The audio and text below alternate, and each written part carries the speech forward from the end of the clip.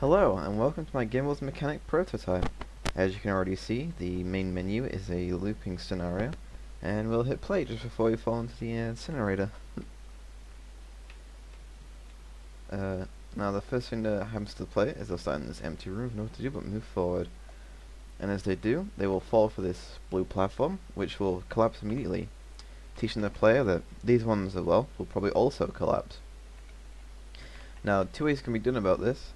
The player can either be cheeky and complete it in just 2 jumps if they realize how short that gap is, or they could do the entire course if they're not so confident. Moving on to the next area, the player immediately sees that there's a green circle-like button, and there's this that looks a bit dangerous and is blocking their way, along with a picture of what is a keycard, and there's also a green keycard over there. So logically, the player will want to get that to progress. So we'll jump onto this first platform, and we'll jump to the second one just in time, and we'll get our green keycard. And as the player can see, it is now in their inventory, letting them know that they do have a green keycard on them that can allow them to progress. And after repeating the jumping platforms, the player can now approach this, and it will drop the gate. And as you can see, the keycard is out of their inventory to allow the player to know that they don't need that anymore. Now progressing on, the player has once again met the problem of there's a large gap, and this way is also blocked by lasers. But as the player can see, there's a red light button over there with a wire that comes all the way over to these lasers. The player can't reach the button, so naturally they'll try the next best thing, which is shooting it. And there we go, the lasers are gone.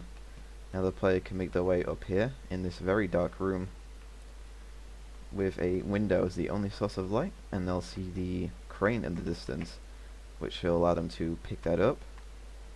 And if they rotate it over, they can see that by putting it back down, they've created their own bridge to progress to the next area. Now making our way back out of here, we can now use the bridge we just created to get to the next zone. Now, this next area, the first thing the player sees is, well, a lock. They need to get past there somehow, but that is blocking the way. They'll get pushed off this platform if they try. The player is told that there are 2 scrap bots. One is trapped in rubble and you control them with F and G. Well, if we try F, that one's moving, but it can't because it's trapped. And if we try G, this one will just walk towards us. So the player once again can't reach there, so the first thing they'll try is to shoot over there, which will create a satisfying explosion of the rubble. And now that scrap bot can get there, disable those lasers, and if we tell it to move again, it'll go back to its storage, which will see disable some of the lasers, teaching the player that they need to get both scrap bots on that yellow platform. So we'll jump onto the moving platform to get across, and once we're over, the player has the problem of how do we get him across? Well, the first thing they'll try and do obviously is try and push this brown light plank down, which will collapse into a bridge, which then, by pressing G, as the player's been taught, will bring the second scrap bot over to the storage. Once it arrives, both the lasers are gone and the player can proceed. Now this one looks a bit more dangerous than the others, and it's blocking our path. So how does the player get past it?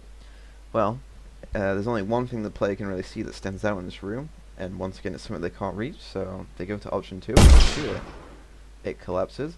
The corrupted scrap bot will get distracted, allowing the player to run past, which creates a little bit of a chase scenario where the player has to keep moving or they will get caught out, followed by this blue platform which will collapse just after him, giving them a brief escape from the enemy.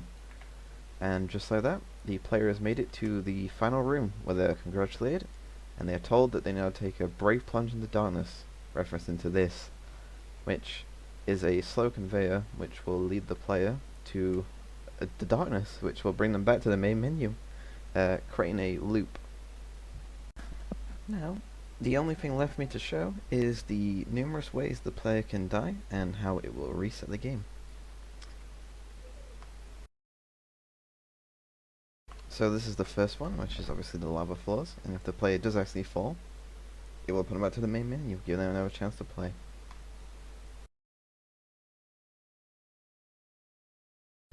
Second is the laser gates, which are any of these, and climbing them will indeed kill the player, resetting them.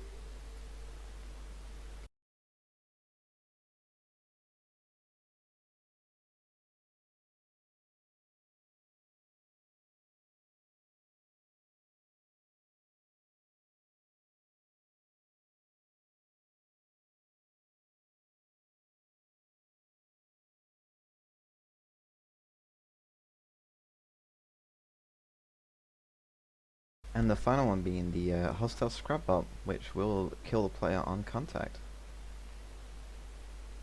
And there we go.